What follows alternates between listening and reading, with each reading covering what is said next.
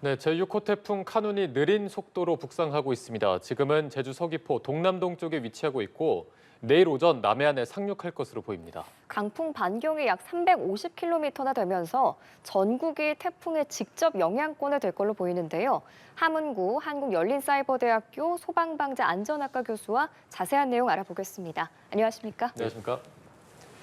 자, 태풍이 점점 한반도로 천천히 북상하고 있습니다. 지금 시속 한 13km 정도가 된다고 하는데 이 정도면 이제 평일 남성이 천천히 뛰는 정도라고 알고 있거든요. 이렇게 느리게 북상한 이유가 따로 있을까요? 네, 굉장히 이례적인 이런 그 속도라고 할 수 있는데요. 예. 보통 이제 흰남노 같은 경우에 해안에 있을 경우에는 시속 한 39km. 예. 그리고 이제 실제로 그 우리 한반도에 그 내륙했을 때는 한 49km 정도 시속 이렇게 속도가 나왔는데요.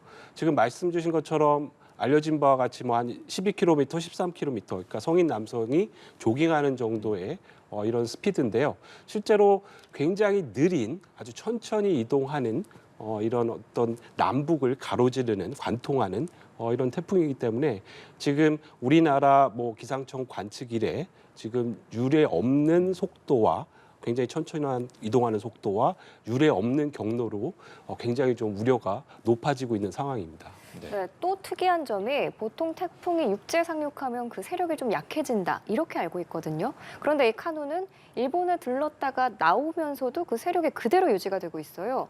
이건 왜 그런 건가요? 네, 그 이번 그 카눈 같은 경우에 경로가 굉장히 갈지자 행보를 예. 보여줬지 않습니까? 그래서 그 서쪽 부분에 있다가 다시 우양해가지고요. 일본 열도 부분을 다시 올라가는 이런 형태를 보여줬는데요. 결국은 이제 이 일본 열도 쪽 해안에서 다시 한번 에너지를 수렴하는 현상. 그러니까 이제 굉장히 따뜻한 바닷물 온도에서 또다시 에너지를 이제 그 수렴을 해가지고요. 강도를 키운 것으로 이렇게 보여집니다.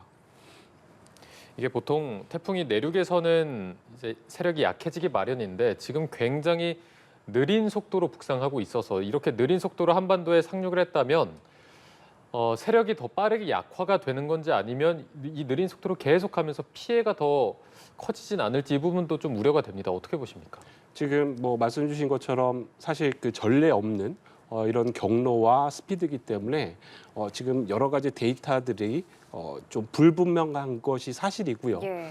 실제로는 어쨌든 태풍이 굉장히 느린 이런 속도로 특히 이제 우리 국토의 정중앙 내륙을 관통하는 이런 경로이기 때문에 아마 이제 굉장히 많은, 그러니까 아무래도 시간이 가중되면 가중될수록 강수량도 그렇고 바람의 피해도 또 증가하거든요. 그리고 이제 문제점은 뭐냐면 특히 이제 내륙 같은 경우에 이제 산악 지역이 있지 않습니까? 네네. 뭐 태백산맥이라든가 이런 이제 대형 산악 지역을 만났을 때 바람의 세기도 국지적으로 더 강해질 수 있고요.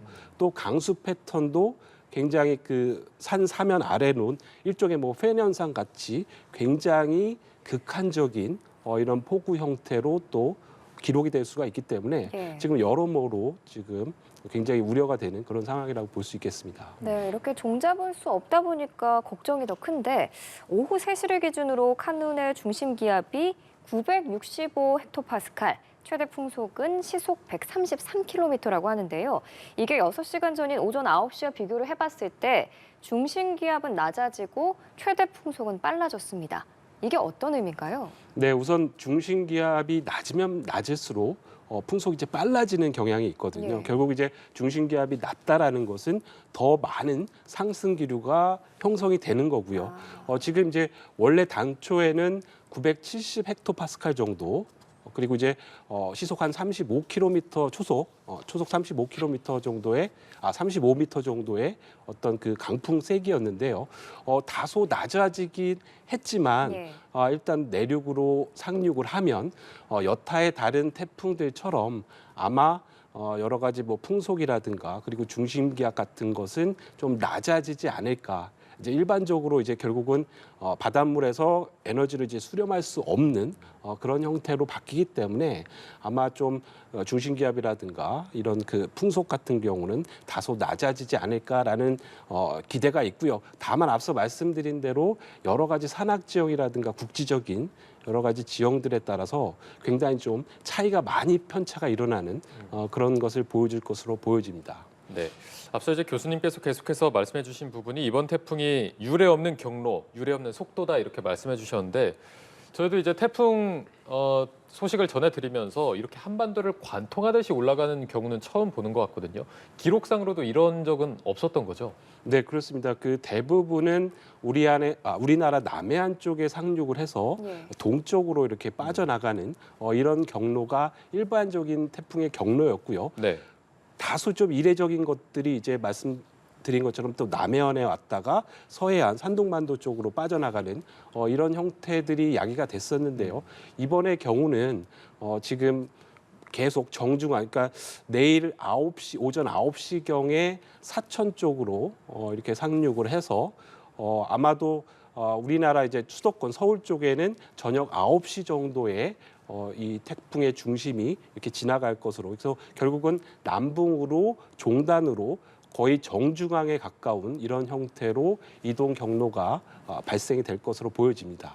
이번 태풍이 유독 유동성이 컸는데 지금 상황에서는 변동 가능성이 얼마나 있다고 봐야 될까요? 지금 뭐 기상청 발표로도 그렇고요. 많은 이제 기상학자들 얘기는 지금의 예측되는 경로대로 이동할 것으로 보여집니다. 그래서 우리나라를 비롯해서 일본이라든가 다른 미국이라든가 지금 그 예상한 태풍 경로를 보면 거의 유사하게 내륙으로 진입을 하는 것으로 예상 경로가 나와 있거든요.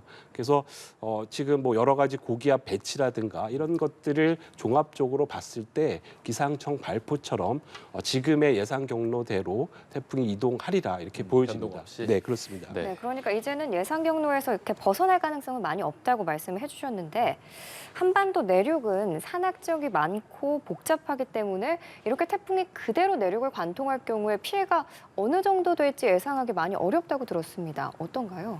그렇습니다. 그 앞서 그 기사 레포트에서도 나왔지만 실제로 이제 영동 쪽 이쪽 그 위험의 오른쪽 반원에 있는 쪽은 결국은 이제 편서풍 방향하고, 그러니까 태풍은 중심에서 반시계 방향으로 회전을 하거든요. 예.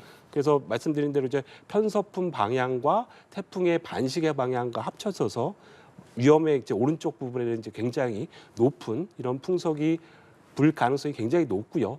또 아울러서 지금 말씀 주신 것처럼 이제 대형 산맥들이 놓여져 있기 때문에 이 산맥의 사면을 따라서 강수가 또 집중되는 그런 경향을 보여줄 것으로 보입니다. 그래서 위험 반원에 있는 쪽은 높은 그런 풍속에 대한 영향과 그리고 굉장히 많은 강수량, 그래서 경우에 따라서는 400에서 한 600mm까지 이렇게 지금 강수량이 기록될 것으로 보여지고요. 이런 예측은 사실 이제 앞서 그 말씀하신 일본 규슈 지방에서도 비슷한 이런 피해 양상이 나타났기 때문에 우리나라에서도 아마 그런 형태의 피해가 주로 나타날 것으로 이렇게 보여집니다. 네, 지금 이제 이동 중인 태풍과 거리가 꽤 있는 편입니다만 내륙의 영남이나 이런 중부 호남에 비가 내리고 있고 바람도 불고 있습니다. 지금 태풍의 강풍 반경도 매우 큰 편인데 이 부분도 좀 이례적인가요? 지금 뭐 태풍의 강풍 반경은 지금 350km 정도. 그래서 그 강풍 반경에 따라서 이제 대중소 이렇게 지금 대형에 속하는 그런 태풍이라고 볼 수 있겠고요. 강풍 반경이 한 350km라는 부분들은 일반적으로 이제 우리나라를 관통하는 태풍들의 대형이라고 한다면 그 정도의 강풍 반경은 가지고 있고요. 네. 실제로 이제 이런 부분들이 앞서 말씀드린 대로 일반적으로는 내륙에 맞닿았을 때 굉장히 빠르게 그리고 동쪽으로 편향이 돼서 빨리 빠져나갔는데 지금 계속해서 말씀드리지만 내륙을 관통하는 그리고 굉장히 천천히 이동하는 이런 부분들에 대해서 각별한 좀 주의가 필요한 실정입니다. 네, 이렇게 카눈이 한반도에 상륙하는 걸 저희가 이제 알고 있는 만큼 지금 시점에서는 무엇보다도 대비가 중요할 텐데요. 이렇게 태풍이 불 때 특히 고층 건물 유리창 파손되는 경우가 많잖아요. 저희가 집에 있거나 건물 안에 있을 때 어떤 점들을 미리미리 대비를 해야 할까요? 네, 우선 말씀하신 것처럼 이제 아파트라든가 초고층 건물, 그러니까 결국은 바람이라는 것은 이제 높이가 높을수록 더 많은 풍속을 예.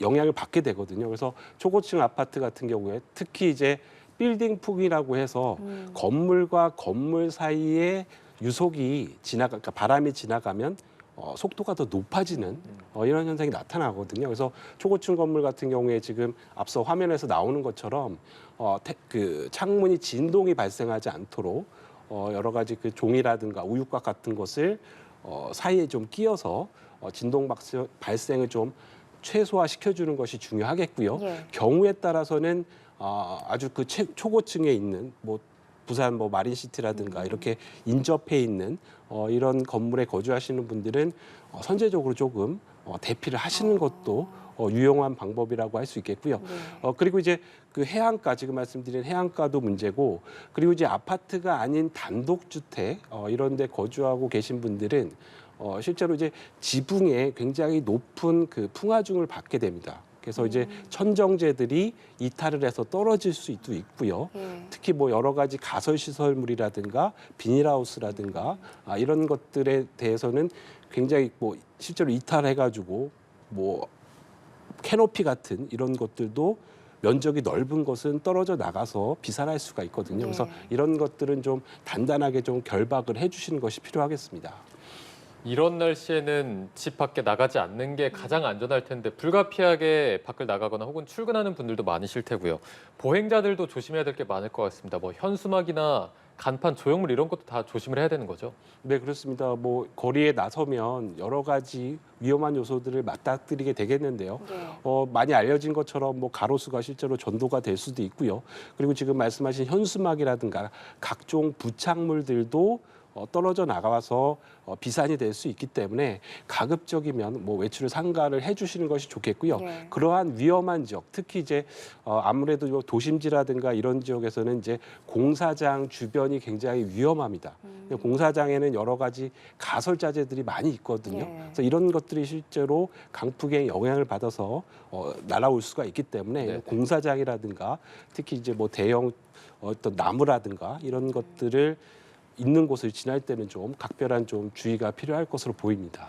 또 걱정이 되는 부분이 얼마 전에 비가 많이 와서 산사태 일어났던 곳들이 많습니다. 지금 집안이 많이 약해져 있는 곳들이 많을 것 같은데 이 산사태 대비는 어떻게 해야 될까요? 네, 우선 그 실제로 뭐 지난번 집중호우도 있고요. 예. 그래서 이번에 또 굉장히 많은 강수량을 기록할 것으로 보이기 때문에 선제적으로 뭐 절개지라든가 그리고 이제 경사가 굉장히 급한 이런 지역에 계신 분들은 미리미리 좀 선제적으로 대피를 해주시는 것이 좋겠고요. 특히 이제 산과 인접한 지역들 그리고 토사량들이 굉장히 많이 내려오는 이런 지역에 계신 분들은 무엇보다도 빨리 대피를 하시는 것이 가장 좋겠습니다. 예. 말씀해주신 이 산과 인접한 지역에 계신 분도 조심해야겠지만 하천에 인근에 계신 분도 조심을 하셔야 될 것 같습니다. 하천변이나 그 인근 지역에 계신 분들 어떤 사항을 주의하는 게 좋을까요? 지금 말씀 주신 것처럼 이제 태풍 반경 안에 들면 굉장히 이제 광역적으로 많은 비가 내리기 때문에 이 유역 면적이 굉장히 넓어지게 되거든요. 네. 특히 이제 하천도 하천폭이 굉장히 좁은 이런 하천 같은 경우에 수용량이 작기 때문에 금방 이제 범람하거나 실제로 이제 제방이 유실될 수 있기 때문에 이렇게 이제 천변이라든가 이후에 그 배우습지 쪽에 그러니까 일명 저지대라고 일컫는 이런 지역에 계신 분들은 선제적으로 좀 대피를 해주시는 것이 중요하겠고요. 그리고 이제 여러 가지 뭐 역류라든가 어떤 그 원류의 어떤 징후들이 보이면 지체 없이 빨리 대피를 하시는 것이 중요하겠습니다. 네, 조금 전에 이제 언급을 해주신 것처럼 이번 태풍 비가 많이 내린다고 했는데 그러면 이 지하차도 침수 대비도 해야 할 것 같습니다.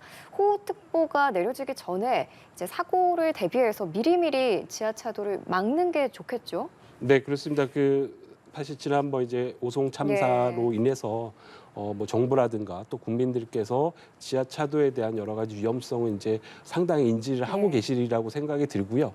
그렇지만 이제 그럼에도 불구하고 굉장히 또 의외의 이런 곳에서 또 침수가 일어나고 사망자가 발생을 할 수 있기 때문에 결국은 이제 지역에서 지역의 여러 가지 위험성들, 특히 이제 어떤 하천변 인근의 지하차도라든가 그리고 이제 지하차도의 실제 구배가 경사가 굉장히 급한 이런 지역에 있는 지하차도 같은 경우에는 행정기관들이 선제적으로 좀 미리미리 통제를 하는 것이 좋겠습니다. 네. 또 비가 올 때 이제 나가서 운전을 해야 하실 분도 계실 텐데 뭐 침수가 되는 경우가 있거나 빗길에 운전 이럴 때 어떤 점을 주의해야 될까요? 네, 우선 그 빗길에 운전하시는 것은 뭐 뭐니 해도 감속해서 운전을 하셔야 되고요. 그리고 이제 보통 우리가 일반적으로 타이어 바퀴 높이의 뭐 3분의 2 정도 되면 이렇게 뭐 차량을 버리고 탈출하라고 알려져 있는데 이런 부분들은 이제 사실 뭐 차종에 따라 다를 수 있겠지만 적어도 한 3분의 1 정도의 침수 상황이 일어나면 어떤 여러 가지 차량을 뭐 이동 주차한다거나 경우에 따라서는 차량을 두고 빨리 탈출하는 이런 부분들을 좀 고려하셔야 되고요.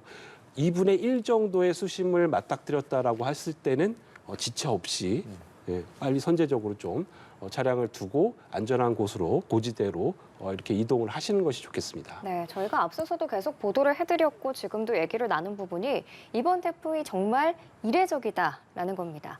그만큼 그동안 겪지 못한 피해가 우려되는 상황인데요.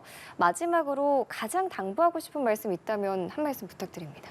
네, 뭐 결국은 많은 국민들께서 지금 여러 가지 기상 상황이라든가 이런 최신 정보들을 계속해서 지속해서 좀 봐주셔야 되고요. 문제는 이제 사실은 이제 건강하고 이런 분들보다 뭐 재해에 좀 취약한 고령인이라든가 장애인이라든가 좀 우리 사회에 좀 취약계층이 있는 분들을 좀 선제적으로 이렇게 좀 돌보는 이런 것들이 좀 필요할 것으로 봅니다. 결국은 이제 사고는 우리 사회가 갖고 있는 가장 약한 부분에서 일어나기 때문에 그런 부분들을 우리 그 행정 당국이라든가 뭐 우리 그 국민들께서 좀 미리미리 좀 챙겨봐 주시는 것도 중요하겠습니다. 네, 부디 이번 태풍이 큰 피해 없이 무사히 지나가기를 바라겠습니다. 지금까지 함은구 한국열린사이버대학교 소방방재안전학과 교수와 함께 말씀 나눠봤습니다. 오늘 고맙습니다. 고맙습니다.